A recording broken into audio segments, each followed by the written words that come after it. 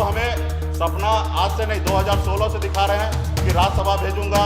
2020 में वो आग्रह कर रहे थे कि केंद्र में आपको राज्यसभा भेज के केंद्र में मंत्री बनाते हैं, आप हमारे पार्टी में विलय कर लीजिए, आप आरक्षण लागू कर दीजिए और मैं पार्टी भी आपको हैंड ओवर करके और मैं हरिद्वार चला जाऊंगा, वहाँ पे कीर्तन करने के लिए चला जाऊंगा, राजनीति से मैं संन्यास ले लूंगा।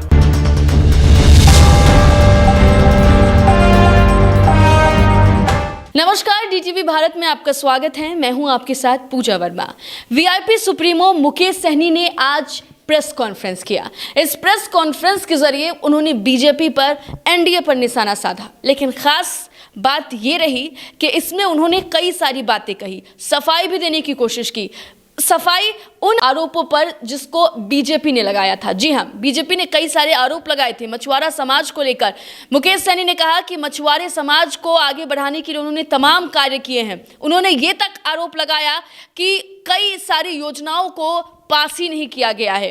कई सारी बातें मछुआरों को लेकर वो करते थे, कई सारे उत्थान की बातें वो करते थे, लेकिन उनकी कोई नहीं सुनता था। बीजेपी के ऊपर पार्टी के विलय का दबाव भी उन्होंने का इल्जाम लगाया। पार्टी का विलय करने की बात उन्होंने कही। उन्होंने कहा कि अगर वो गलत होंगे तो फिर वो मछुआरे समाज के हित के लिए अपने पद से इस्तीफा देकर पार्टी को छोड़कर हरिद्वार चले जाएंगे। ये तमाम बातें उन्होंने कही है।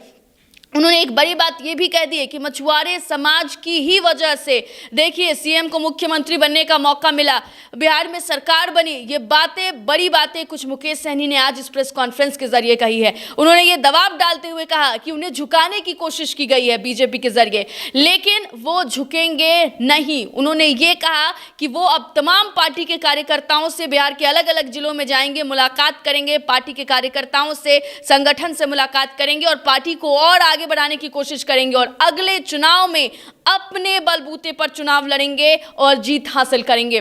कई बड़ी बातें, कई बड़ा बयान इस प्रेस कॉन्फ्रेंस के जरिए मुकेश सहनी ने दी है। और देखिए, मुकेश सहनी को मंत्री पद से हटाए जाने के बाद जैसे ही उनका मंत्री पद उनसे छीन लिया गया है, इसके बाद से लगातार मुकेश सहनी एक्शन में है। कल भी एक भावुक पोस्ट ट्विटर पर, फेसबुक पर और आज एक प्रेस कॉन्फ्रेंस। इस प्रेस कॉन्फ्रेंस के जरिए बीजेपी पर निशाना साधने की कोशिश, कई सारे संगीन आरोप और फेस टू फेस बात करने की चुनौती भी दे डाली है। सुनिए क्या कुछ तमाम बातें मुकेश सहनी ने कही है। देखिए, मैंने कभी किसी पार्टी में नहीं रहा और मैं जब भी अपना पार्टी बनाया मैं यूपीए के साथ रहा और यूपीए में गठबंधन में मैंने चुनाव लड़ा और आप सबको पता है कि यूपीए में गठबंधन कैसे टूटा, किस तरीके से हमारा सीट घोषणा नहीं किया, उसी जगह हमने गठबंधन तोड़ा और मैं आज एनडीए में था और मैं यहाँ पे लड़ाई लड़ा। और आप सब ने कल संजय जायसवाल का एक आपने बाइट सुना कि उन्होंने कहा कि हमारा बात हुआ था कि पार्टी विलय करने का। आपको मैं बता दूं कि आपने देखा कि हमारा गठबंधन टूटा। हमने मोरिया में प्रेस कॉन्फ्रेंस किया कि हम अकेले अपने दम पर चुनाव लड़ेंगे।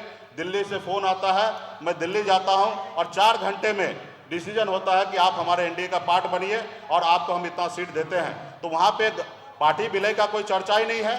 वो तो हमें सपना आज से नहीं 2016 से दिखा रहे हैं कि राज्यसभा भेजूंगा।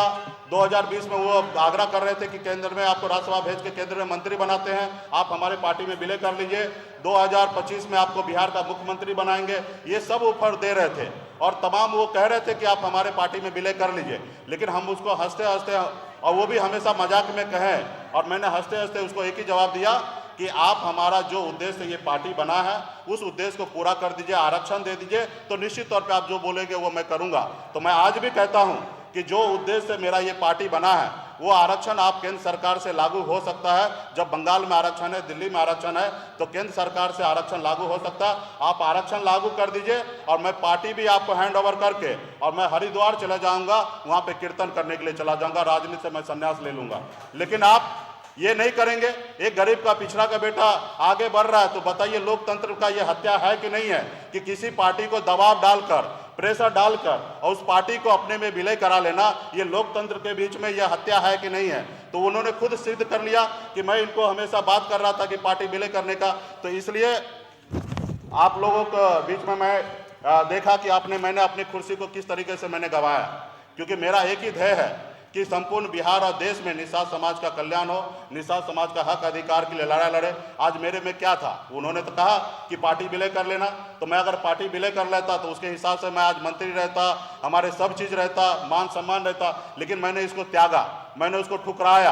इसलिए ठुकराया क्योंकि मुझे पता है कि अगर आज मैं ठुकरा दूंगा तो मेरा आने वाला पीढ़ी, आज मैं स्वीकार कर लूंगा तो मेरा आने वाला पीढ़ी है ना, 75 साल बीत गया इस समाज को हक अधिकार लेने के लिए, आने वाले 100 साल लग जाएगा। एक हमारे पत्रकार ने कहा, टाइम्स नाउ के हमारे साथी ने, कि मुकेश जी आप बहुत जल्दी कर दिए। हमने उनको कहा 75 साल लेट कर दिया, जो 30 साल 40 साल पहले हमें खड़ा होना था वो नहीं हो पाए, हम बहुत लेट कर दिए और इससे ज़्यादा लेट और नहीं कर सकते। इसके लिए जो भी करे, हमारे शरीर का एक एक कतरा खून बह जाए, लेकिन वो मुझे मंजूर है, लेकिन मैं अपने समाज के हक अधिकार के लिए मान सम्मान उसको झुकने नहीं देंगे। हम लड़ाई लड़ते रहेंगे, आखिरी सांस तक लड़ाई लड़ेंगे।